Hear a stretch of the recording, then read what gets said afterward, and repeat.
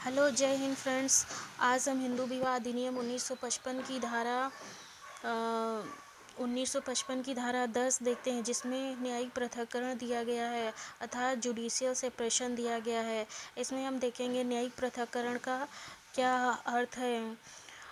जैसे कि देखते हैं कि न्यायिक पृथक्करण का शाब्दिक अर्थ होता है न्यायालय द्वारा अलग करना, और इसका विधिक अर्थ होता है न्यायालय द्वारा विवाह के दोनों पक्षकारों को धारा 10 में दिए गए किसी एक आधार या अधिक आधार पर अलग अलग रहने के लिए आदेशित करना।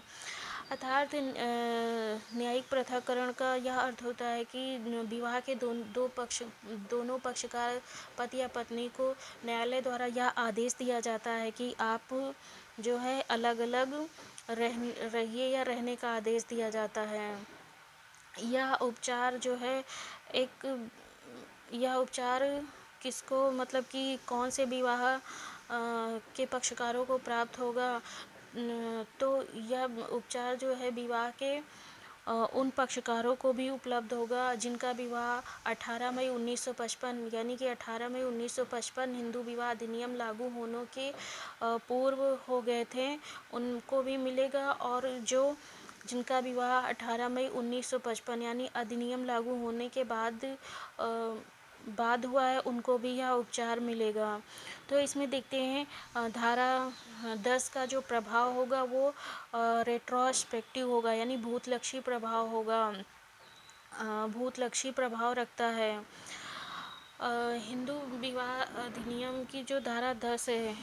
इसमें 18 मई 1955 में जो आधार दिए गए थे वो कुछ मतलब कि अलग थे, डाइवोर्स के आधार से अलग थे। लेकिन सन 1976 में संशोधन करके धारा 10 एवं 13 के आधार समान कर दिए गए हैं। यानी कि अब जिन आधारों पर डाइवोर्स मिलता है धारा 13 के तहत, उन्हीं आधारों पर न्यायालय जो है न्यायिक पृथक्करण की डिक्री पारित करते हैं। इसके पीछे का तर्क यह हो सकता है कि यदि धारा 13 के तहत पक्षकार न्यायालय से डाइवोर्स मांगने के लिए या डाइवोर्स की डिक्री लेने के लिए जाते हैं, तो न्यायालय सबसे पहले उनको धारा 10 की डिक्री दे सकता है, जिसमें वह मतलब कि आदेश दे सकता है कि आप 1 साल तक अलग अलग रहिए, उसके बाद जो है डाइवोर्स की डिक्री हम पारित करेंगे। जिससे कि पक्षकार कभी कभी जल्दबाजी में मतलब कि पक्षकारों में कोई गलत फैसला ना हो जाए और उनको समझने का अवसर मिल जाए, ताकि उनका विवाह इतनी जल्दी टूट ना जाए। इसलिए जो है धारा 10 और धारा 13 के आधार को 1976 में संशोधन द्वारा एक समान कर दिया गया है। अब देखते हैं कि धारा 10 में न्यायिक पृथक्करण के कौन कौन से आधार दिए गए हैं। चूँकि धारा 10 और धारा 13 यानी डाइवोर्स और न्यायिक पृथक्करण दोनों के आधार सेम हैं, तो हम यहाँ पे धारा 13 में क्या आधार दिए गए हैं उनको देखेंगे। क्या क्या आधार दिए गए हैं जिन पर विवाह के पक्षकारों को न्यायिक पृथक्करण की डिक्री न्यायालय द्वारा दी जाती है। यहाँ पर हम शॉर्ट में देखेंगे कि धारा 13 में यानी डाइवोर्स के आधार क्या क्या दिए गए हैं, जिन आधारों पर पक्षकारों को न्यायिक पृथक्करण का उपचार मिलता है। फिर उसके बाद डिटेल में इनमें केसेस के साथ हम धारा 13 के साथ इन आधारों को पढ़ेंगे। सबसे पहला आधार जो दिया गया एडल्टरी का अपराध, यानी पत्नी अगर कोई भी एडल्टरी का अपराध करते हैं या दोषी पाए जाते हैं, तो इस आधार पर न्यायिक पृथक्करण की डिक्री पक्षकारों को प्राप्त मतलब कि दी जा सकती है। इस प्रकार दूसरा मामला है क्रूएल्टी के आधार पर पक्षकारों को क्रूएल्टी दूसरा आधार दिया गया है।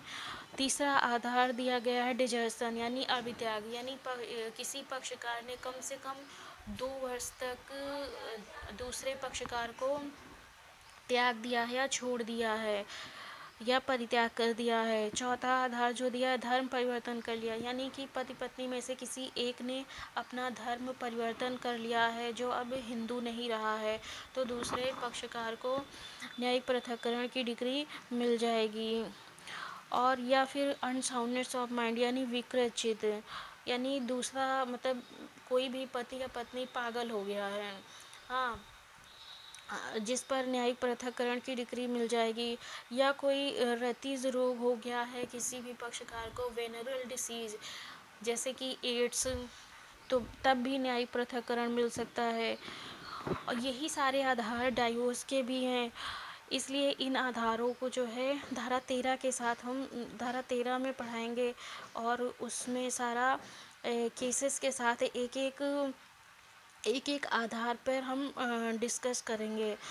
सातवां जो आधार दिया गया है, संसार का परित्याग, यानी कि विवाह का एक पक्षकार, चाहे पत्नी हो या पति, जो है संसार का त्याग कर दिया है, यानी सन्यासी बन गया है, साधु संत बन गया है, जंगलों में कहीं चला गया है या तपस्या कर रहा है, उसको मतलब कि सांसारिक जीवन से कोई मतलब नहीं बचा है, तो दूसरा पक्षकार जो इससे पीड़ित है उसको भी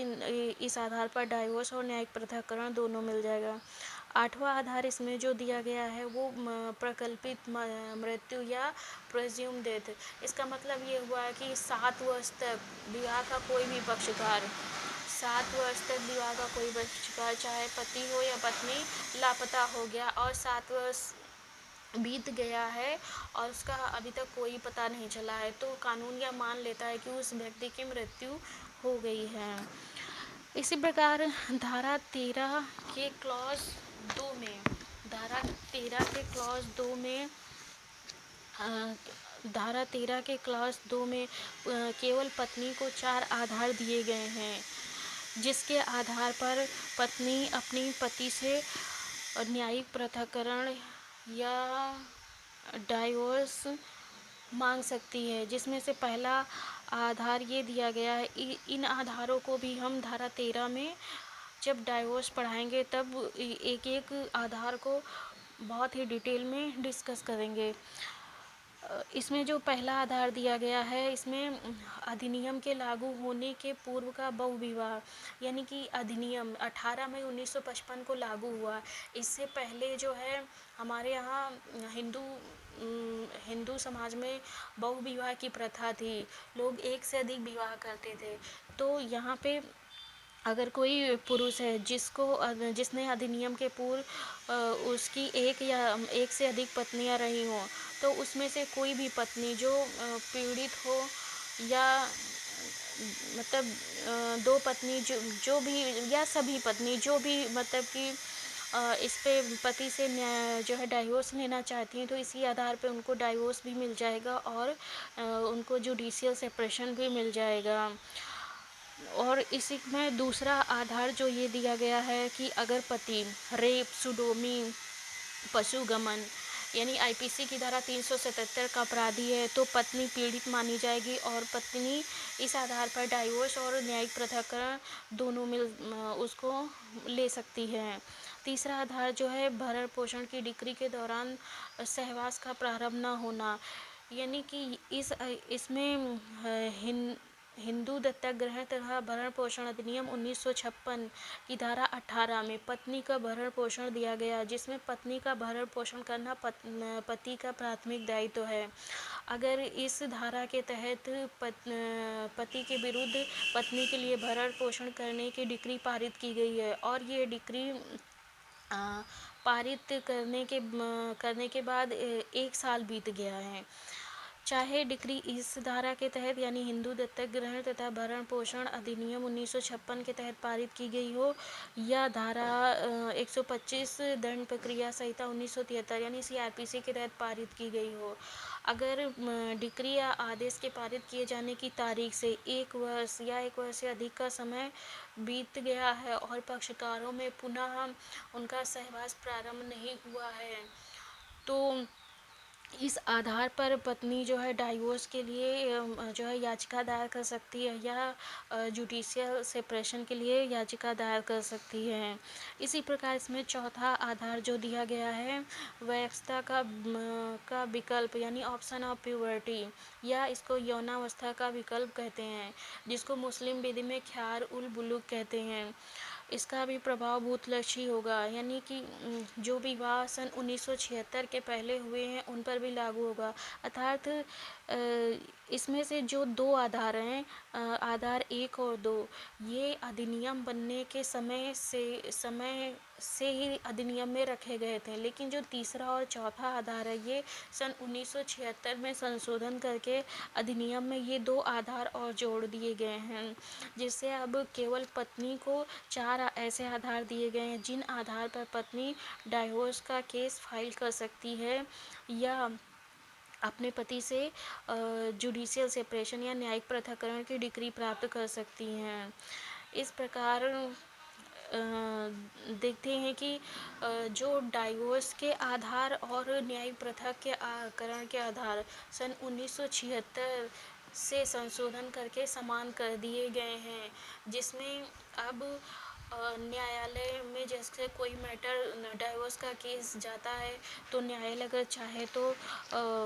पत्नी या पति को पहले न्यायिक पृथक्करण की डिग्री दे सकता है कि आप पहले 1 साल तक अलग अलग मतलब रह के देखिए, अगर आपको लगता है कि नहीं हमारा विवाह मतलब अब दोबारा से कंटिन्यू करने की कोई भी मतलब संभावना नहीं है, तो उसके बाद जो है न्यायिक पृथक्करण उसके बाद डाइवोर्स की डिग्री मतलब मिलेगी। तो